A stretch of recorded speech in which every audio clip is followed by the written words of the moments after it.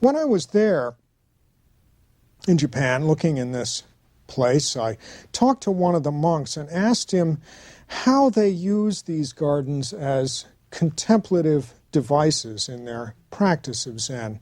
One would, of course, be curious about this. They're not really meant to represent the world, but to be tools for meditation in one way or another.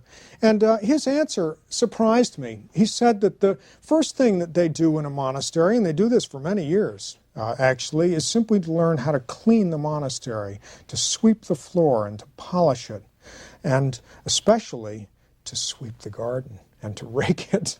So one of the most fundamental things that you do with a Japanese Zen garden is simply to maintain it in a certain kind of fastidiously prescribed way, so that each gesture that you perform, each move that you make with the rake becomes a focal point of meditation. So your first encounter with this object is really through work, through the discipline of labor.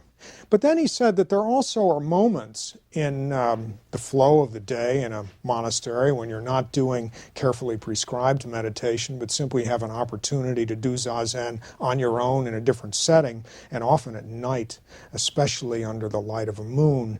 It's wonderful to sit down on the edge of one of these gardens and absorb yourself in a state of concentration, where the garden itself expresses to you some of the sense of quiet, simplicity, and stillness that is really the heart of Zen. I think for many of us, this visual representation of Zen is one of the most powerful.